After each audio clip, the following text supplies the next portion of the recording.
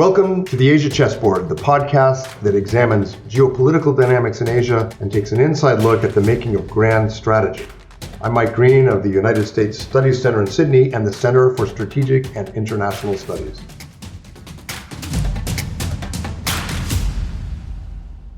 Welcome back to the Asia Chessboard. I'm Mike Green. I'm joined by Bryan Clark. Bryan's a senior fellow and director of the Center for Defense Concepts and Technology at the Hudson Institute in Washington, D.C. He's an expert on naval operations, electronic warfare, autonomous systems, military competition, wargaming. He's brought that expertise to Hudson. Before that, the Center for Strategic and Budgetary Assessments in Washington, CSBA, has done a lot of work for the Pentagon, DARPA, Secretary of Defense, served as a special assistant to the Chief of Naval Operations, the head of the U.S. Navy, in his Commander's Action Group, which is the brain trust that develops strategy, concepts, doctrine, operation. The Asia Chessboard is meant to be a chessboard. It's meant to be big picture strategic questions, but very few people connect the operational to the strategic the way Bryan does. So I'm really looking forward to this. Bryan, welcome. Great to have you, and looking forward to having you join us in Australia shortly for a while. Thanks, Mike. It's great to be here. I'm really glad to be on the Asia Chessboard, and I'm looking forward to seeing you here in a few months. Tell us a bit about what got you into Navy, ELINT, electronic warfare operations. Did you have an interest in the sea when you were a kid, or an interest in strategy, or both, or neither? Yeah, really neither. I mean, I enlisted in the Navy in the 80s, early 80s, as part of the Reagan buildup because the economy wasn't great and it was an opportunity to do something different. So I enlisted as a 17-year-old right out of high school, and then I continued on in the Navy and got to go to college and get my degree and became a submariner.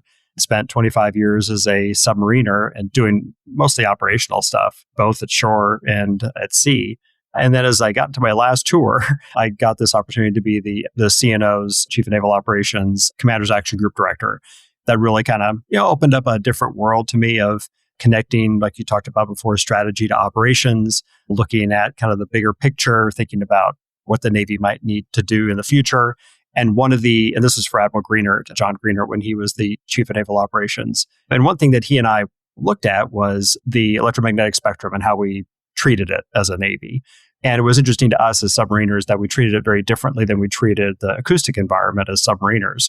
We think of the acoustic environment as being the environment we live in, right? That's all of your detectability comes via the acoustics, and your ability to detect your enemy comes via the acoustics. So it's all about managing acoustic signatures and exploiting the ability to detect things with sound. But you look at the people that most of the folks in the air and surface communities, they tend to treat the electromagnetic spectrum as a tool, like as a thing I use to go and talk to somebody via radio, or I use it to use my radar to go detect something. They didn't think of it as an environment, back then at least.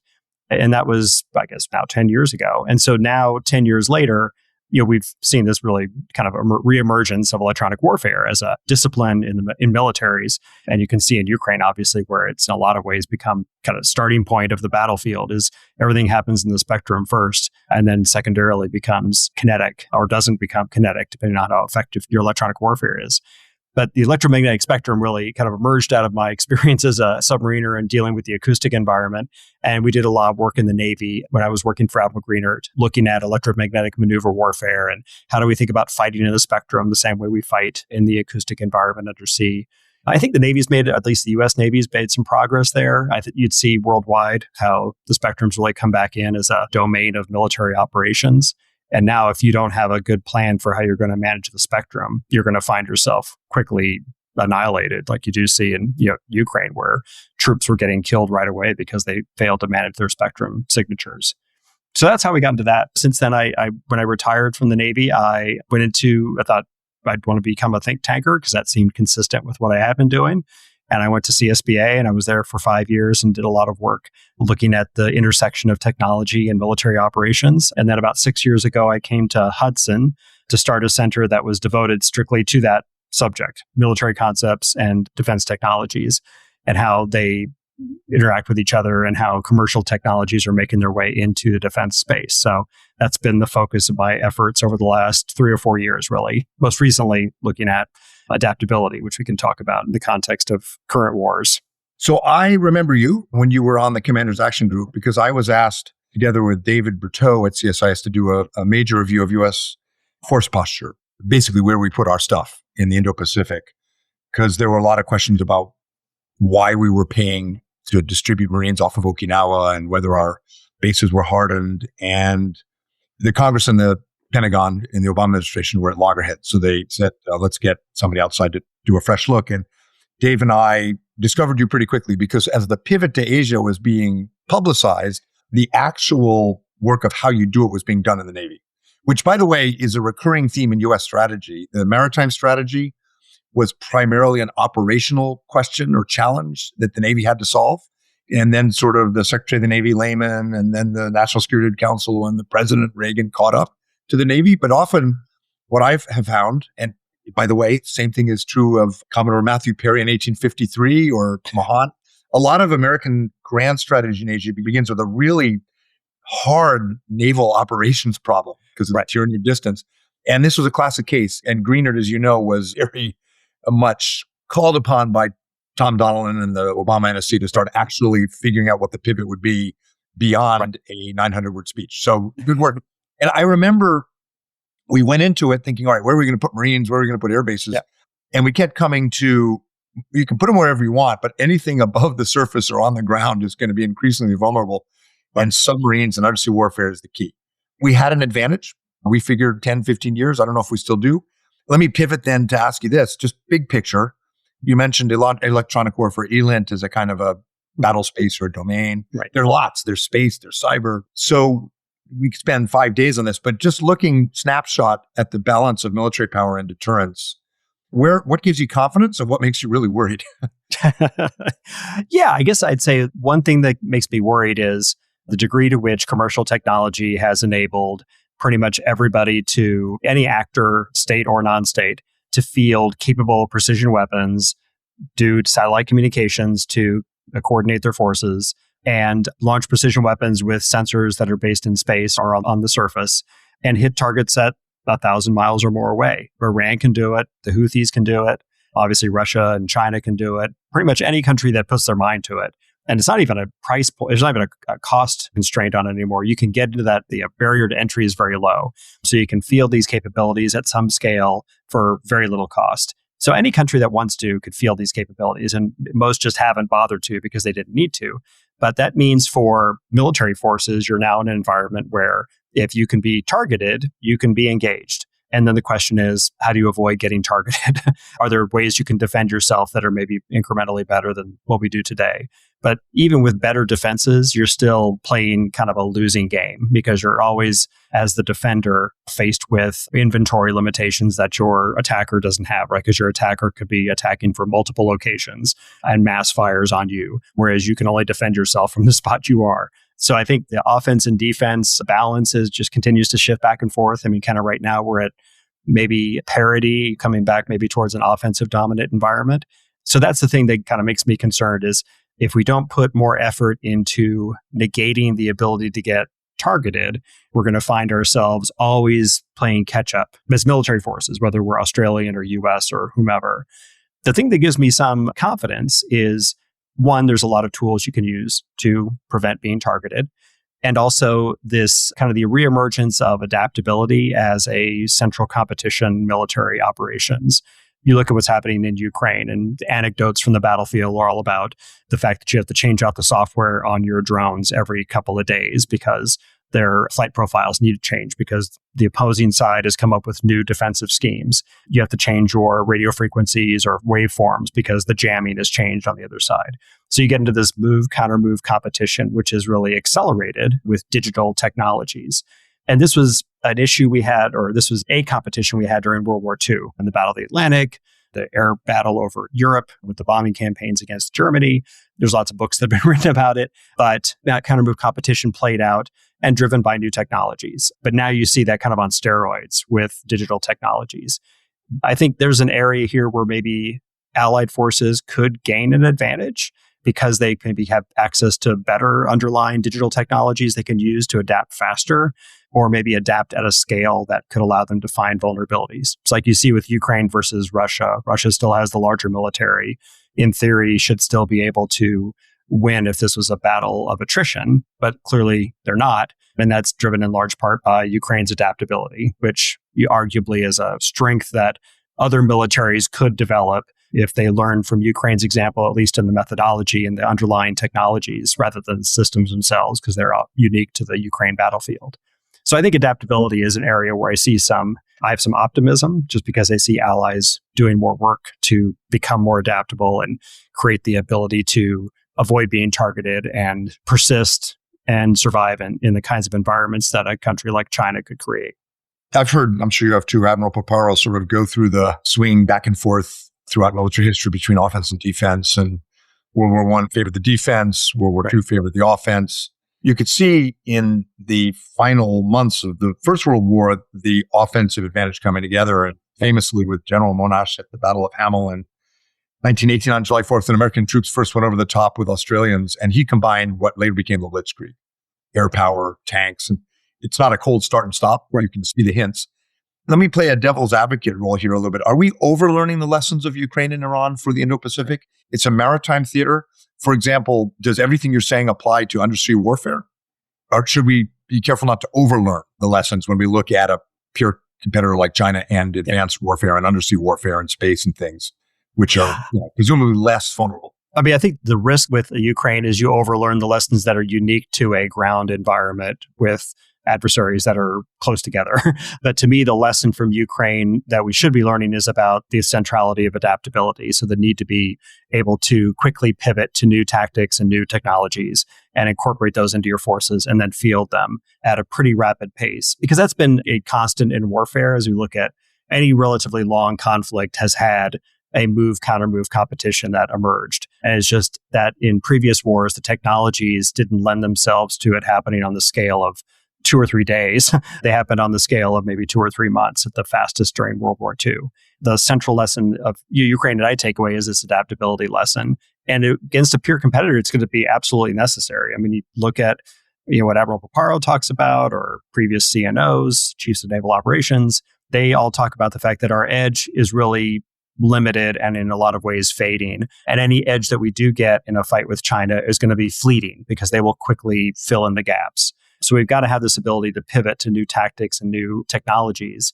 And when I say new technologies, I don't mean replace your military with some other military. I mean, update the software programs that are doing your autonomous system route planning, or update the waveforms that your systems are using for sensing or for communications. In undersea warfare, we see this happening a lot with regard to autonomous undersea systems, which you would use for maybe going out to be decoys. So if I want it to be a decoy and pretend like it's a submarine, the signatures it has to generate are probably going to need to change. The opponents will try to figure out if it's a decoy or not through various means. So I got to come up with ways to counter those countermeasures. You end up in a back and forth, and it's usually driven by the fastest changing element of the technology. So for an undersea system, it's probably related to what kinds of sounds it generates. And for a above the water system, it's probably related to the kinds of electromagnetic signatures it generates, a la Ukraine. Another element of adaptability too is just how can you adapt your weapons inventory to accommodate protraction? We see with how Iran has been able to persist and continue to fight and threaten attacks against its neighbors, in part because they've adapted to a set of munitions that are easy to assemble and can be modular and stored in multiple locations so that they can bring them together and have a resilient industrial base, because it's the simple modular weapons are easy to put together in a cave somewhere. There's lots of elements of adaptability that we've looked at in our research with DARPA, and it kind of involves both software technologies, hardware technologies, and kind of the industrial-based technologies that you use to field new systems. Does the Pentagon's way of procuring kit work for this new kind of warfare? It does not, right? So we had a meeting, coincidentally, we had a meeting yesterday with the German MOD people leading innovation for the German MOD. And with me were some people from the Pentagon that deal with their industrial base efforts. And a lot of what they're doing is shifting the focus from, I'm going to give you a bunch of money to go build a bunch of weapons. Here's the specific things I want you to go build, which is kind of the traditional approach, to instead say, I'm going to give you a bunch of money so you can invest in the industrial capacity to build a variety of weapons, whether it's a modular missile, like there's this new ERAM missile that the Air Force is working on, but missiles that use essentially commercial components that get cobbled together into a weapon that you put a obviously military warhead in. Or you're just investing in the industrial capacity to do castings and forgings that could be used for a bunch of different weapons. They're investing in that kind of stepping back from the actual production of the system itself to the industrial capacity to build the system, because of recognizing that the exact system that's going to be effective once the fight starts is probably different than the one that I stockpiled in advance. I mean, a great example of that, just to draw another Ukraine example, is Excalibur, where we gave thousands of Excalibur rounds to the Ukrainians. They worked great for a few months. GPS jamming from the Russians then neutralized them and basically made them all obsolete. So we took all those back, and you can't modify them very easily. So it's going to take years to get those Excalibur rounds back in inventory. Same thing happened with Gimblers. Other things related to software happened with PAC-3 interceptors. So we're having to modify these systems to respond to the adversary's countermeasures. So you want to invest in the capacity for change rather than the specific systems themselves. And I see evidence that the Pentagon is making that shift and trying to leverage private capital in a lot of cases to invest in that underlying capacity. I started working on a book around 99, 2000 on the impact of what was then being called the military technology revolution. Before that, it was the RMA, Revolution Military Affairs, on alliances in the Indo-Pacific. And my hypothesis, which was not totally original at the time, but I was going to investigate it, was that RMA would start to really stress alliances and start to create real gaps. And that Australia even would struggle to keep up in the Indo-Pacific. Japan, which is absolutely critical to keep up. What do we do about Philippines? What do we do about Taiwan? The technology made my head spin. And then I got a job offer in the NSC and took it as an escape from this book that I was struggling to write. For academics listening, I highly recommend going into government to escape the book project you can't get done. But I'm thinking back on that now because this is a kind of military technology revolution. It's more, distributed, democratized. How does this set of lessons from Ukraine and Iran affect how we think about alliance interoperability? Because on a strategic level, alliances in this region that's our real edge strategically. So does this actually make it easier? Can you distribute innovation capabilities? Are we actually in a way better off in our alliance structure? That's a great point, Mike. The entering argument for all this is the fact that technology proliferation has made it so pretty much every adversary you face has the same basic kind of military capabilities that you do. And then your competition, it turns into an adaptation competition because you're each trying to figure out how to get a temporary edge over the other guy. What that also means, though, is that your allies essentially all have the same access to relevant technologies that you do. So the U.S. has, obviously a few stealthy things, and maybe the submarines are just a little bit quieter, but it's really not that. It's not a difference in category. It's a difference in degree, and that degree is getting smaller and smaller all the time. So with allies that have similar underlying military technologies, we should be able to work together to focus on the adaptation competition and invest in the infrastructure for adaptation. So the production capacity to build modular systems that leverage supply chains that are distributed across all three allies. So once I've moved from having only one kind of seeker that can go on my surface-to-surface missile, and instead I can use a variety of seekers that are available from a broader supply chain, I can have any of the allies maybe build that same weapon because they've got the same kind of production capacity that I do. So it's kind of applying the contract manufacturing concept to weapons manufacture or drone manufacture. I mean, essentially at this point, one-way attack drone becomes very similar to a missile. So if you're thinking about taking advantage of adaptability rather than just raw performance as being the competition, then you could see how allies could work together much more effectively to build similar systems, spread out that productive capacity across multiple countries, and have more of it for the U.S. perspective, more of it forward, and less of it having to come from CONUS. You have the additional advantage in a contested logistics environment where your final assembly checkout, your drone, your stealth coding, your software upgrades, are distributed more forward and redundant, and you get more capabilities. We just did a war game. Well, we just published a study on Japanese self-defense force design in support of the Japan MOD because they're doing their new defense strategy and new defense build-up plan right now. So we just published it last week after a series of war games that we had done with them over the last 3 years. And one of the big takeaways from the most recent war games was defense of the sea lanes ends up being the primary mission of the JMSDF in wartime. That ends up being almost entirely what they get devoted to go do because the environment around Japan is very contested. So operating on the surface with frigates and destroyers is not really survivable. You end up turning to unmanned systems to do most of the counter-maritime work that the JMSDF would do. But then they have to devote most of their crewed ships, their destroyers, and their frigates to defense of the sea lanes because this contested logistics issue becomes hugely important. If you can't get anything from the US over to the other side of the date line, you're going to end up running out of material pretty quickly, even if it's just the raw material for weapons manufacture at your distributed production facilities. I've heard a bit about the gaming you're doing with the Japanese government, and it's very well regarded. And in the 1960s, the Japanese command had to resign because they did war games. It was considered so militaristic. Right. The chief of defense forces, a bunch of senior admirals and generals had to resign when it got out. And in 98, I was working with Kurt Campbell and others in the Pentagon. We did our first trilateral TTX, tabletop exercise, with Japan and Korea. The Japanese government, the foreign ministry, was absolutely adamant that there could be no firing of weapons in the scenario. By the way, it was very useful because we were trying to strengthen Korea, Japan, US trilateral, and the Korean side realized that far from being a militaristic threat to Korea, Japan wasn't ready for a contingency, but actually in an ironic way helped. But now in these games, the Japanese participants, government and non-government, are just absolutely ready for any scenario because it's in their face in real life anyway. Little less so in Australia, I think. The Australian strategic culture, out of government, you can do quite a bit. It's a little, I don't know if I'd say more recent, but it was a distant problem for so long. And the economics and diplomatic context is more complicated. You do gaming elsewhere in Asia? Just Australia and Japan for now. We're bringing on a Republic of Korea Army fellow to help us with wargaming for Korea starting next year. The Korean gaming is terrific because we have a combined forces command, we have operational plans, we have contingency plans. It's like a well-drilled basketball squad. Right. Unless you say, hey, today we're playing football. Yeah, exactly. Well, that's what I was going to get at. It's off the peninsula, the struggle. So these games are always fascinating, important ways to gauge strategic culture and risk and, break the ice and start confronting difficult discussions. So that keeps you busy. Yeah. Well, and it's a way too to kind of push back on strategic ideas that maybe are not well-founded.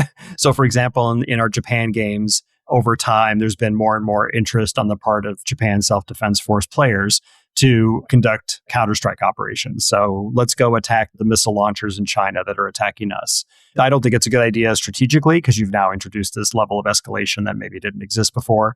But it's just operationally, it's a bad idea because it doesn't yield any benefits because there's so many targets in China. They're so well defended. Any number of missiles that you could launch from Japan against China aren't going to make any difference. And you're much better off launching those missiles at ships or maybe at your own islands if you're having to defend them from attack. But using the war game, because in the war game, they can see the computer adjudication and the modeling shows nothing happens every time you do these attacks. And they kind of step back and say, okay, well, we need to rethink our strategy because we're not going to be able to really take the fight to the enemy in the same way we want to. We need to focus on defense and protraction and persistence rather than winning this in the traditional, like a symmetrical way. Yeah, these games really do surface generations old strategic blinders or strategic culture, including in the US, of course, the Navy and carrier battle groups being a real example. In the Japanese case, the idea of ballistic missile strikes on an enemy goes back to the 50s because it was seen as a way to maintain freedom of autonomy and sovereignty in a alliance with the US, where the US has overwhelming control of the use of offensive force. It's not operationally logical. Right. But in terms of sovereignty and strategic culture, it's a real totem. It's really important. And we have them on the US side as well. And one of the challenges I think we have knitting together more interoperability, interchangeability, readiness with an array of different kinds of alliances and partnerships is starting to crack some of those, including on our side, which is how I'm going to pivot back to our earlier discussion about adaptability. Because the way DSCA, the way we do export controls, the way we do ITAR, the typical export control formula would say that dual-use bolt that you want to put on your ITAR-controlled autonomous vehicle is controlled.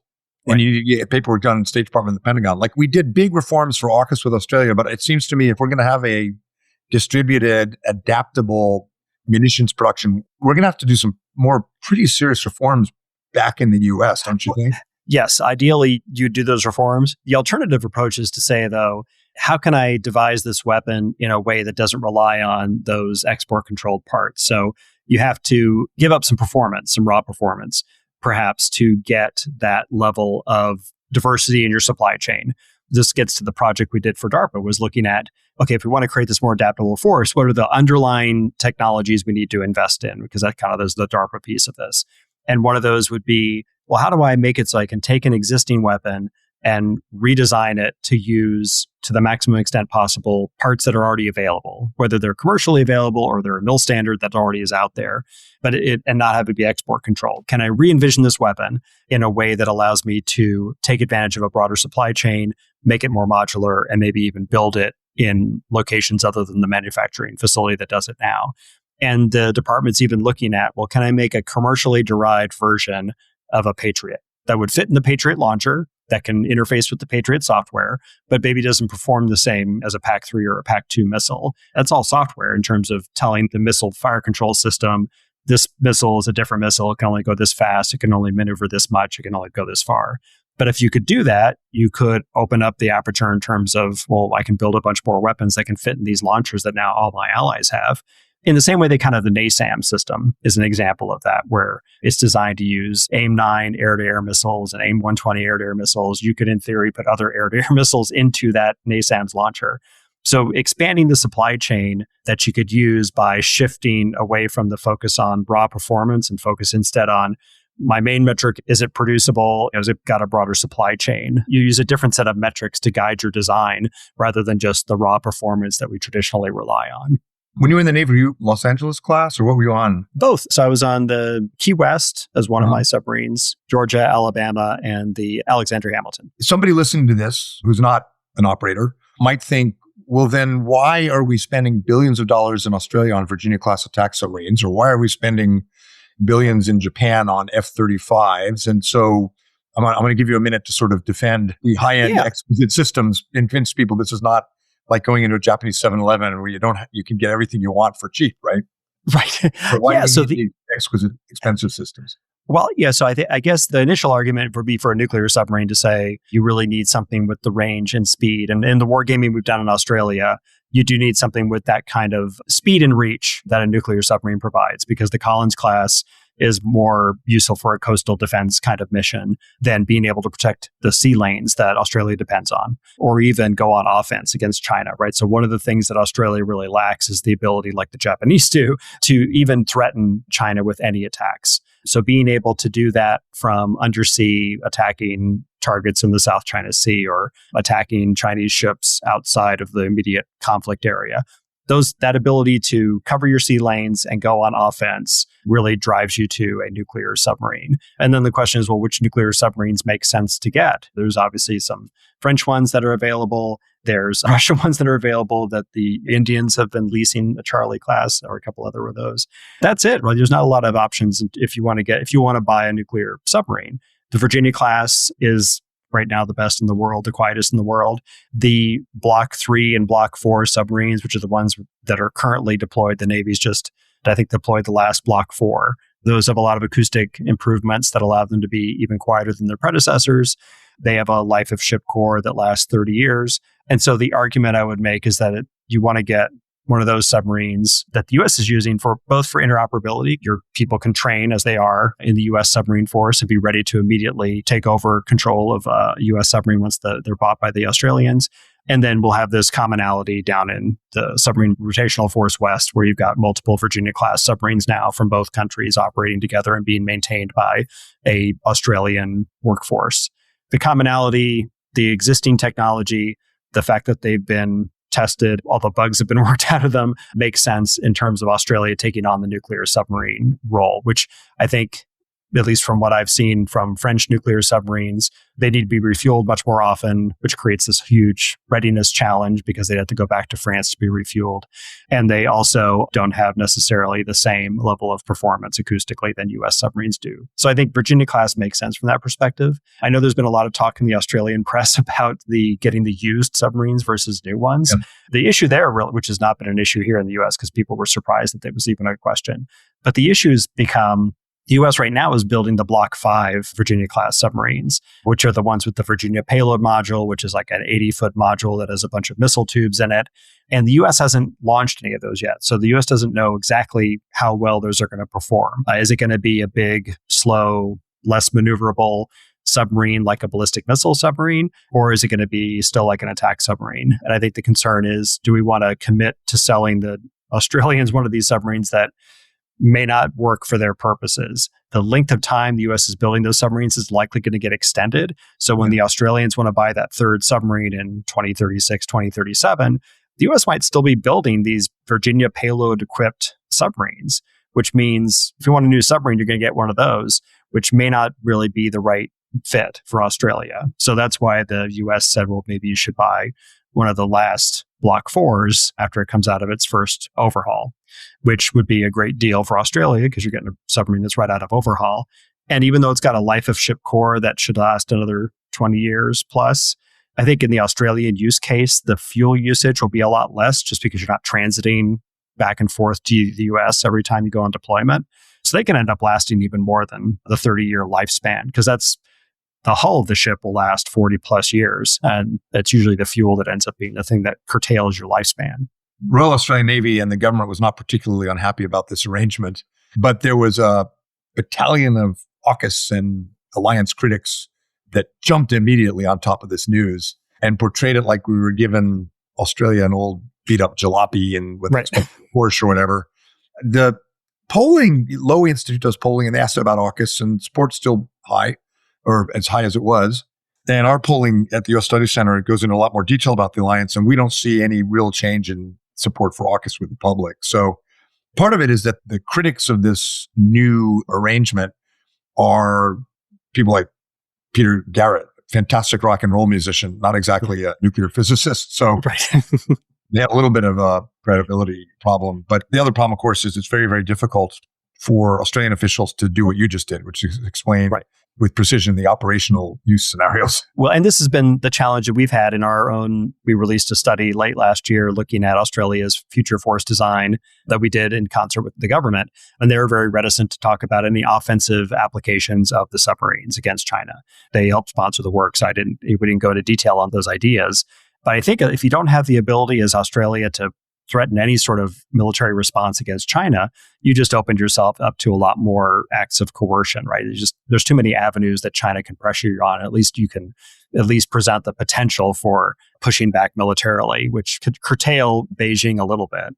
And it comes down a little bit to an old debate in Australia, and one that very much resonates with debates in American history about whether being a continent far away makes you safe or not. And I think certainly the Navy here and the business community and the government and people who look at international affairs and history realize, no, that actually makes you more vulnerable. If you are almost 100% dependent on the sea, that just gives so much more targeting and opportunities for an adversary to go at you.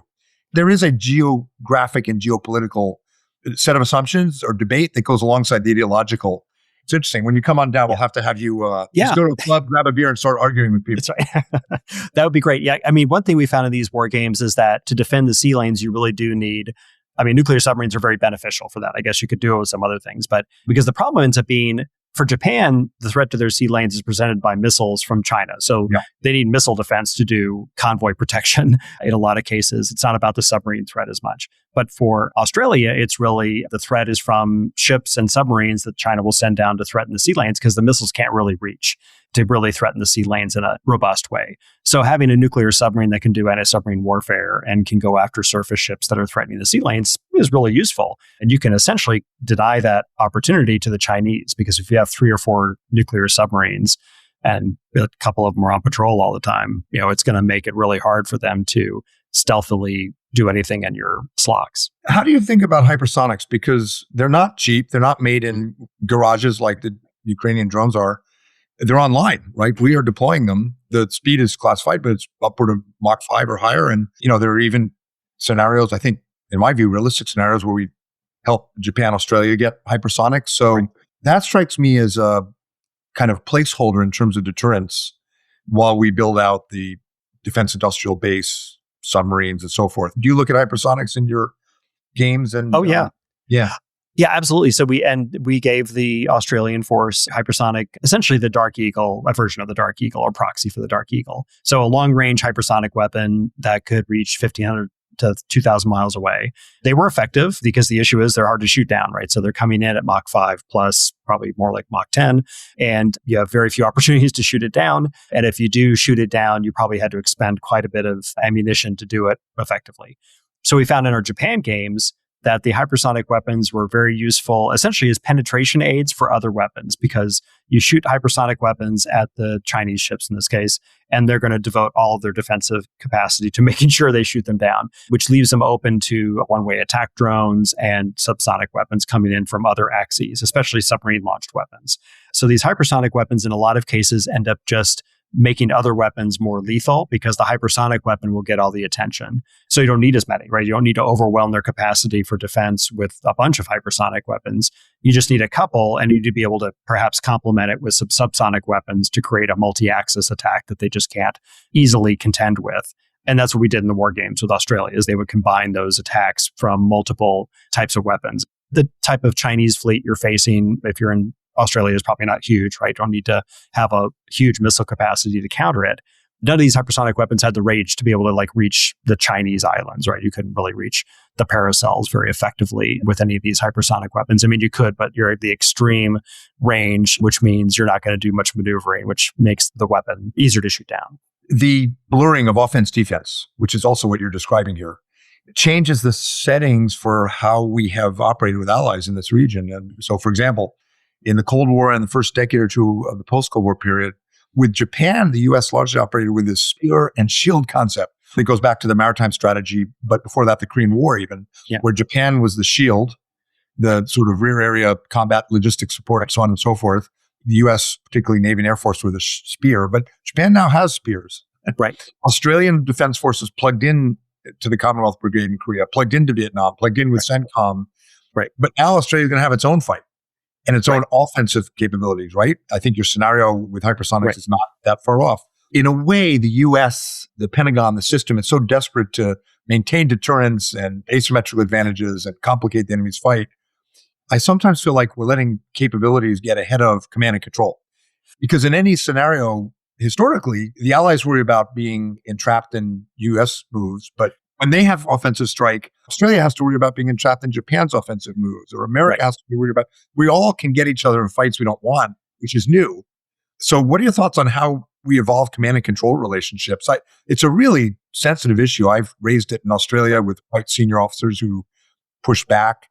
Japan's got Japan Joint Operational Command, which will move, which will be basically adjacent to our new Joint Task Force Capable Command in Japan, but it's parallel play. It's not a joint command, right? So we're tickling the problem, but it seems to me that capabilities are moving faster than the command and control with pretty serious diplomatic strategic implications if we can't get it right. So you've clearly thought about this and seen the consequences in your games. Got a solution? So we're doing a separate paper for Japan, or with the Japan MOD, looking at command and control, because one of the big takeaways was that, you almost need to set up a division of labor geographically, like the Army and the Marine Corps would have done in Iraq, because you can't have the U.S. and Japanese forces both trying to engage the same Chinese military ships around the Nansei Islands or the first island chain, because obviously you're going to have a bunch of potential conflicts and even fratricide in the worst case. So you end up having to create geographic separation where the Japanese focus on places like the Nansei Islands, the Ryugus, along the archipelago, and the U.S. forces basically go elsewhere. So the U.S. forces are using Japan, like they traditionally would, as a base of operations, but they are sending their forces down to the Philippine Sea, or they're sending their forces down to around Taiwan, and basically not doing any offensive operations in the vicinity of Japan, just because Japan creates essentially, if they do it right, they create an area of denial in the sense that they are attempting to deny. I don't know if they really would successfully deny China the ability to operate over the first island chain, but they could certainly impose a lot of losses, and they could certainly impose protraction on the Chinese and make it very difficult for them to have freedom of action across the first island chain. But to do that, they need the U.S. forces essentially out of the way, because they're going to Japanese would be launching a lot of collaborative combat aircraft, one-way attack drones, things that are going to make it really difficult, really very contested in the airspace and the water space around Japan. And I could see in Australia similar challenges, not the same, obviously, because you're farther away, so it's not the same kind of denial campaign. But the Australian self-defense or Australia Defense Force would need to defend Australia from bomber attacks. It's one of the big threats that we noted in our war games. And you're going to need to execute these pretty long kill chains using collaborative combat aircraft and fighters and airborne early warning or aircraft to attack these bombers 1,000 miles away from the northern approaches of Australia. We can't have U.S. airplanes operating in that same airspace when you're trying to execute these very long kill chains with either surface-to-air missiles or air-to-air missiles from collaborative combat aircraft. So again, you're going to need to deconflict what U.S. forces are doing versus what Australian forces are doing because of the reach that even Australia, in this kind of strategically defensive approach that they would mount, is still going so far away that they're essentially acting offensively against these Chinese forces. We've done it before. In the Pacific War, we had the command under Nimitz in the Central Pacific, and then Arthur had his own Navy in the Southwest Pacific. You wonder whether we could get away with it because we had such magnificent industrial capacity. Right. And if you have to wonder if it was a political solution and an Army-Navy compromise and all the rest, you have to wonder if that brings with it efficiency problems we can't afford. Oh, absolutely. Yeah, I mean, it's definitely inefficient. So one thing that we've looked at as part of this command and control research is, well, with the advent of new AI-enabled command and control tools, can you get to the point where you can manage your kill chains in a way that deconflicts and still efficiently uses your forces when you've got US and Australian or US and Japanese kill chains being executed in the same airspace or water space? That's very difficult to do using today's tools, but maybe that's something that as we move towards a more software-defined set of kill chains and AI-enabled command and control, some of which was on display in Iran, does that give you the ability to manage operations at that kind of scale between two allies? And you've got basically the data fabric between the two is sharing this information at a sufficient speed so that you can deconflict them. I'm fascinated by that topic and those technological developments, and something that the British and American staffs didn't have in 41. Right. If you can accelerate battle space management, there are political sensitivities to plugging into an American system. But I think, to your point about Iran, the UAE demonstrated you can have layers of systems, and you can have, what do they have? Iron Dome, Patriot, US battle space management overlaying it.